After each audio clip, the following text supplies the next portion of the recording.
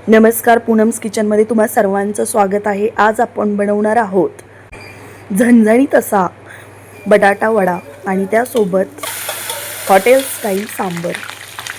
चला तर आता पाहूयात रेसिपी। यासाठी मी इथे 7 ते 8 बटाटे घेतलेले आहेत। ते व्यवस्थित स्वच्छ धुवून चिरून कुकरला आपण बटाटे लावणार आहोत। त्यासोबतच आपल्याला सांबर बनवायचे, त्यासाठी आपण मूग डाळ घेतलेली आहे, ती देखील कुकरला लावणार आहोत। त्यामुळे आपला वेळही वाचणार आणि झटपट असं आपलं वडा सांबर तयार होणार आहे। इथे डाळीमध्ये टोमॅटो एक चिरलेला आहे, एक कांदा, हळद आणि थोडंसं हिंग टाकून कुकरला दोन्ही डबे लावून घ्यायचे आहेत। इथं मी मूग डाळ घेतली, उन्हाळ्याचे दिवस आहेत त्यामुळे आपण तूर डाळीचा उपयोग न करता मूग डाळीचं सांबर बनवणार आहोत। कुकर लावल्यानंतर 7 ते 8 शिट्ट्या करून घ्यायचेत। याच्यामुळे आपली डाळही छान शिजणार आहे। कुकर होईपर्यंत इथं आपण वड्यासाठी लागणारं जे साहित्य आहे ते बघून घेऊयात। इथं मी एक पाकळी लसूण घेतलेला आहे, एक कुडी सोलून, 1 इंच आल्याचं चिरून घेतलेले उभे काप, कोथिंबीर घेतलेली अर्ध वाटी, मिरच्या घेतलेल्या आहेत। याच्यामध्ये काही मिरच्या तळण्यासाठी वापरायच्यात आणि काही मिरच्या आपण वडा बनवण्यासाठी वापरणार आहोत। कढीपत्ता घेतलेला आहे। याचबरोबर बटाटा वडा बनवण्यासाठी आपल्याला आणखी काही साहित्य लागणार आहे फोडणीसाठी, तर तेही पाहूयात। इथं मी मोहरी घेतलेली आहे अर्धा चम्मच, 1 चमचा जिरे घेतलेला आहे, 1 चमचा ओवा घेतलेला आहे, जो आपल्याला बेसन पिठामध्ये बॅटर बनवणार आहे वड्यासाठी, त्याच्यामध्ये लागणार आहे। इथे मी एक अर्धी वाटी तांदळाचं पीठ घेतलेलं आहे, जेणेकरून त्या बॅटरला क्रिस्पीनेस यावा व तेलही जास्त ॲब्झॉर्ब होऊ नये यासाठी। हिंग घेतलेलं आहे, 1 चमचा हळद घेतलेली आहे आणि इथे पाहू शकता एक मोठी वाटी बेसन पीठ घेतलेलं आहे। या सगळ्या साहित्यामध्ये आपण बटाटा वडा बनवणार आहोत। इथं आपण वड्यासाठी लागणारं जे बेसनचं बॅटर आहे ते बनवणार आहोत। इथं मी हरभऱ्याची डाळ 1 वाटी घेतलेली आहे। ती डाळ सगळ्यात पहिला आपण बाउलमध्ये टाकून घेणार आहोत। त्यानंतर आपल्याला अर्ध वाटी जे तांदळाचं पीठ घेतलं होतं ते यामध्ये टाकून घ्यायचे। ते टाकल्यानंतर आपण अर्धा चमचा हळदी पावडर यामध्ये टाकून घेणार आहोत। यानंतर आपल्याला एक छोटा अर्धा चमचा हिंग घालून घ्यायचं यामध्ये। इथे आपण चवीनुसार मीठही थोडंसं टाकून घेणार आहोत याच्यामध्ये, याने बॅटरला छान अशी चव येते। इथे अर्धा चमचा जिरेही टाकून घ्यायचे आहेत आणि सगळ्यात शेवटी आपल्याला इथे अर्धा चमचा ओवा घ्यायचा आहे, तो हातावर व्यवस्थित चोळून घ्यायचा आणि तो बेसन पिठामध्ये टाकून घ्यायचा। याच्यामुळे वड्याला अगदी छान चव येते। हे जे बॅटर आहे बटाट्याभोवती लागणार आहे त्यालाही छान असे मस्त टेस्ट येते। न चुकता ओवा याच्यामध्ये घालायचा आहे आणि आपल्याला इथे थोडंसं पिंचभर सोडा ॲड करायचा याच्यामध्ये, कारण वडा कडक असा छान लागत नाही, थोडासा सॉफ्टनेस त्याला छान लागतो। यासाठी बॅटरमध्ये आपण थोडंसं सोडा टाकून घेतलेला आहे। आता आपल्याला पाणी ॲड करायचे। पाणी ॲड करत असताना लक्षात घ्या, हे बॅटर जास्त पातळही व्हायला नको आणि घट्टसरही व्हायला नको, जेणेकरून आपण केकचं बॅटर जसं सरसरीत बनवतो त्याप्रमाणे हे बॅटर बनवून घ्यायचे। याचा थिकनेस कसा हवा हा मी तुम्हाला पुढे दाखवणारच आहे। इथं पहा, याप्रमाणे आपल्याला बॅटर बनवून घ्यायचे। सोडा ॲड केल्यामुळे हे पीठही देखील अगदी हलकं हलकं होतं आणि याचं सरसरीत झालेलं आहे आता। तर या असंच पीठ आपल्याला लागणार आहे। इथं मी थोडंसं आणखी पाणी ॲड करत आहे। साधारण 1 वाटीसाठी 1 वाटी पाणी आपल्याला इथं मला लागलेलं आहे अंदाजानुसार, तर त्याचप्रमाणे तुम्ही कमी जास्त करू शकता, परंतु हे बॅटर जास्त पातळ देखील आपल्याला नको आहे, थोडंसं दाटसर आणि जास्त घट्टही नको, हे लक्षात घ्या। इथं आपलं बॅटर छानपैकी आता तयार झालेलं आहे, पाहू शकता। अशी बॅटरमध्ये आपल्याला कन्सिस्टन्सी हवी, इथे पाहू शकता। सेम असंच बॅटर बनवायचं आहे आपल्याला। त्यानंतर आता 7 ते 8 शिट्ट्याही झाल्या होत्या कुकरच्या।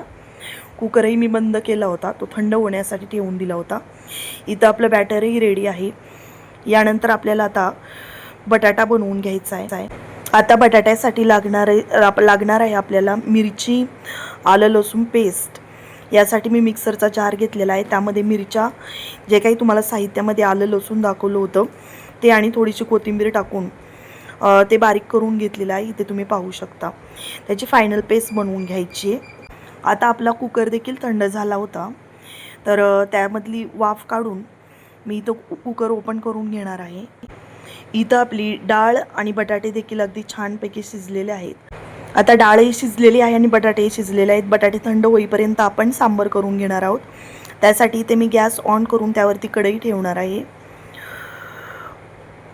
कढई तापल्यानंतर आपण यामध्ये 2 पळी तेल टाकून घेणार आहोत. तेलही छान गरम होऊ द्यायचे आणि कडकडीत तेल गरम झाल्यानंतर इथे आपण थोडीशी अर्धा चमचा मोहरी टाकून घेणार आहोत. छोटा मोहरी छान तडतडली की यानंतर आपल्याला कढीपत्ता टाकून घ्यायचा आहे. त्याला छान अशी फोडणी द्यायची आहे. यानंतर आपण यामध्ये आलं लसूण पेस्ट टाकून घेणार आहोत. इथे मी रेडीमेड अद्रक लसूण पेस्ट आहे माझ्याकडे, ती 1 चमचा साधारण यामध्ये टाकून घेतलेली आहे. ती व्यवस्थित परतून घ्यायची आहे. व्यवस्थित आलं लसूण पेस्ट परतून घ्यायची आहे. आता ती परतून झाल्यानंतर त्यामध्ये आपण मसाले टाकून घेणार आहोत. इथे पहा, हा सांबार मसाला आहे. एक 10 रुपयाची पुडी आहे, ती मी पूर्ण टाकून घेतली आहे. जेवढा तुम्ही सांबार मसाला जास्त घालाल तेवढा सांबारचा फ्लेवर असा छान येतो. त्यामुळे एवढा मसाला मला कढईभर सांबार करायचे, त्यासाठी मी एक पूर्ण पुडी त्यामध्ये टाकलेली आहे. हे काश्मीरी लाल तिखट आहे. साधारण मोठा अर्धा चमचा लाल तिखट मी कलर येण्यासाठी ते टाकलेलं आहे. आता आपण जी शिजवलेली मुगाची डाळ आहे ती यामध्ये टाकून घ्यायची आहे. तूर डाळीचं सांबार जास्त छान लागतं, पण उन्हाळ्यामध्ये तुरीचा ॲसिडिटीचा त्रास होतो, त्यामुळे आपण इथे मुगाच्या डाळीचा यूज केलेला आहे. मुगाच्या डाळीचं देखील सांबार अतिशय छान लागतं. या पद्धतीने एकदा नक्की बनवून पहा. इथं आपण पूर्ण जेवढं पाणी हवं आहे आपल्याला तेवढं टाकून घेतलेलं आहे सांबारमध्ये. तुम्हाला जास्त तरीदार हवं असेल तर तुम्ही गरम करून पाणी टाकू शकता. मी थंड पाणी टाकलेले. यानंतर उकळी येईपर्यंत याला असंच ठेवून द्यायचे. आता आपण इथे चवीपुरतं मीठ टाकणार आहोत. साधारण छोटा चमचा आहे, 1.5 चमचा मी इथं मीठ टाकत आहे. सैंधव मीठही जास्त खारटपणा नसतो या मिठाला, त्यामुळे थोडंसं जास्त टाकलेलं आहे.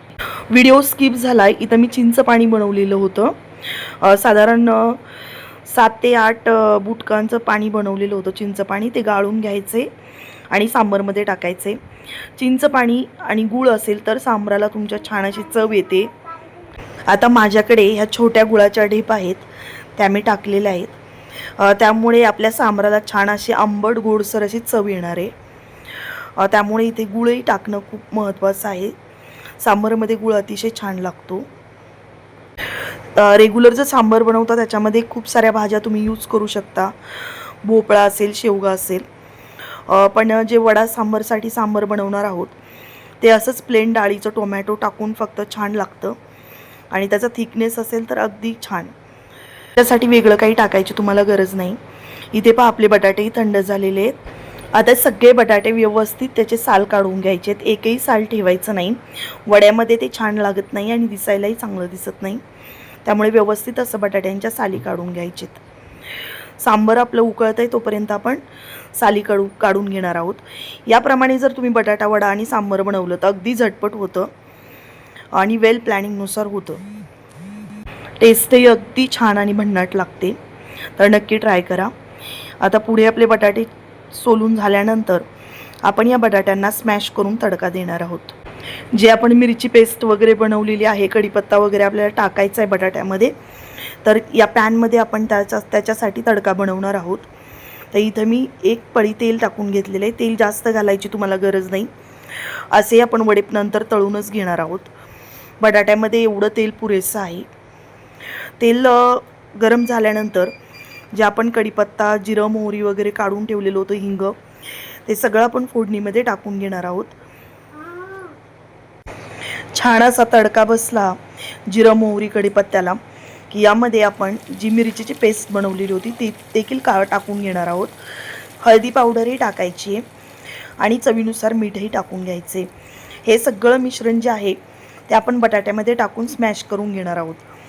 तुम्ही बटाटाही परतू शकता, पण याप्रमाणे केलं तरी अगदी छान होतो मॅश.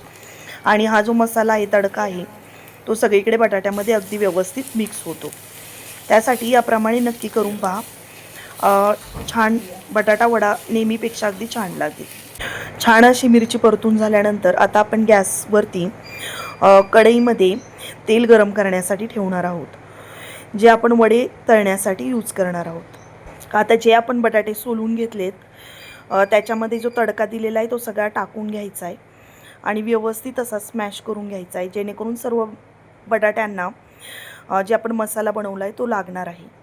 छान असं स्मॅश केल्यानंतर सगळं मिश्रण मसाला मिरची व्यवस्थित लागावी म्हणून एकत्र असं मळून घ्यायचे. इथे पाहू शकता अशी गोळी आली म्हणजे तुमचं छान असा बटाटा वड्यासाठी रेडी झालेला आहे. इथे आपण छानपैकी असे गोल गोल चकत्या बनवून घेणार आहोत वडे बनवण्यासाठी. अगदी सोपं आहे. गोल असा बटाट्याचा गोळा घ्यायचा आणि त्याला हलक्या हाताने थापून घ्यायचं. तो गोळा कडेला पातळ राहिला पाहिजे आणि आतून थोडासा जाड, जेणेकरून बेसनमध्ये गोळवला तर तुटता कामा नये. इथे आपलं तेलही छानपैकी तापलेलं आहे. आता आपल्याला काय करायचं आहे, ही जी गोल चकती बनवलेली आहे ती छान अशी बेसन पिठामध्ये खालच्या आणि वरच्या साईडमध्ये दोन्ही साईडनी गोळवून घ्यायची आणि तेलामध्ये अलगद सोडून द्यायची. इथे पाहू शकता अगदी छान असे आपले वडे तयार व्हायला लागलेत. याचप्रमाणे मी इथं आणखी 3 वडे टाकून घेणार आहे. एका वेळी 4 वडे तळून घेणार आहे. कढई छोटी असल्यामुळे तेलही कमी बसलेलं आहे. त्याप्रमाणे जसं तुम्ही कढईची साईज असेल, तेल असेल, त्याप्रमाणे तुम्ही वडे टाकू शकता. इथं माझ्या कढईमध्ये 4 वडे कम्फर्टेबल असे बसत आहेत म्हणून मी तेवढे टाकून घेतलेले आहेत. वड्यांची साईज देखील मोठी आहे आपल्या विकतच्या वड्यांपेक्षा, त्यामुळे 4च वडे मी इथे टाकून घेतलेले आहेत. वडे टाकताना तुम्हाला एक काळजी घ्यायची, जास्त वरून टाकायचे नाही, जेणेकरून गरम तेल अंगावरती किंवा हातावरती उडणार नाही याची काळजी घ्या. जर असं जमत नसेल तर दोन्ही साईडनी वडा घोळवून तुम्ही पळीवरती वडा ठेवून देखील टाकू शकता.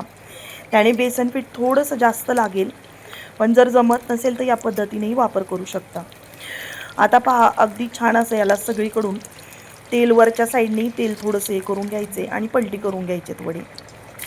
दोन्ही साईडने छान असे खरपूस भाजून घ्यायचे. तांदळाचं पीठ टाकल्यामुळे तेलही जास्त ॲब्झॉर्ब करत नाहीत वडे आणि छान असे वरून क्रिस्पी होतात गरम गरम जर तुम्ही खाल्ले तर. इथे पहा आपले वडे तळून छानपैकी असे तयार आहेत. याचप्रमाणे मी सगळे वडे तळून घेणार आहे आणि आपलं वडा सांबर तयार होणार आहे. याचप्रमाणे आपल्याला सगळे वडे तळून घ्यायचेत.